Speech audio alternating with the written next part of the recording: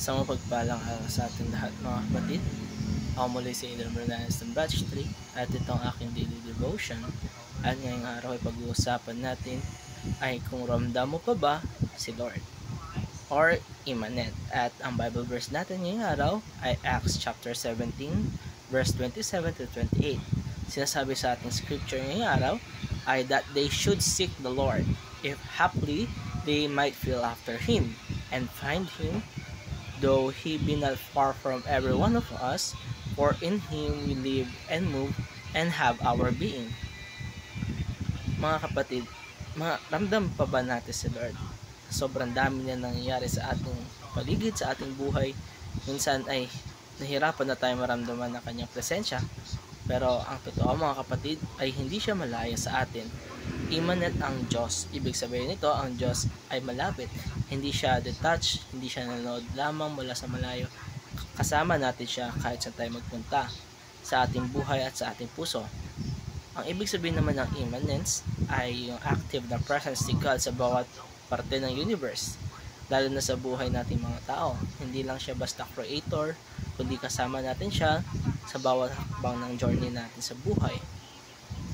Para naman sa teaching natin ngayong araw ay unang-una, God's immanence means He is always present. Minsan feeling natin na wala si Lord, lalo na kapag tayo dumadaan sa matinding pagsubok. Pero kagaya ng sinasabi sa scripture natin ngayong araw na Acts chapter 17 verse 27 to 28, though He be not far from every one of us. Hindi siya malayo sa atin mga kapatid. Ramdam natin siya sa mga simpleng bagay. Mula sa pagising natin sa umaga, yung hangin na hinihingi natin, yung mga unexpected na blessings na natatanggap natin. Kahit hindi natin siya lagi nararamdaman, ay nandyan siya. Ever present, constant. Kalabahay, God is working for good through our struggles.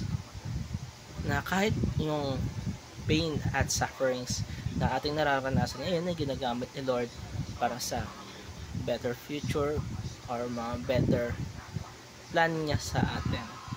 Kagaya sa sabi sa Romans chapter 8 verse 28, tell us that all things work together for good to them that love God. Hindi man natin agad makita yung reason, pero dahil immanent siya, alam na natin na may ginagawa siya para sa ating buhay. He is not just watching from a distance, He is with us in the storm.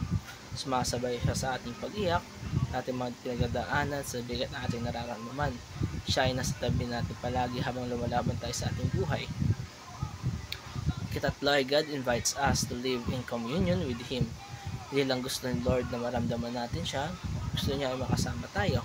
Hindi sapat na alam lang natin na nariyan siya, pagkus gusto niya tayong nakakausap, i-guide at samahan sa ating buhay. He wants a relationship, not just a religion. Kaya sinasabi sa James chapter 4 verse 8, draw near to God and He will draw near to you. Kung lalapit tayo sa Kanya, ay mararamdaman natin lalo ang Kanyang presensya. Para naman sa ating application ngayong araw ay unang-una, trust God at all times. Kahit hindi natin nakikita o nararamdaman, ay magtiwala tayo sa plano natin Panginoon. Kasi kahit invisible siya, hindi siya absent. Ang panampalataya natin ng faith ay hindi base sa feelings, kundi sa katotohanan na ang Diyos ay faithful. Kaya sa bawat takot, duda at problema ay magtiwala lamang tayo sa Panginoon. At mayroon siyang plano sa bawat isa para sa atin. Kaya kung tayo nakakaranas ng pagsubok, tayo ay magalak dahil nararanasan natin ito at siya ay nasa ating tabi. At ito ang tatapos sa aking daily devotion mga kapatid. Maraming salamat sa panonood.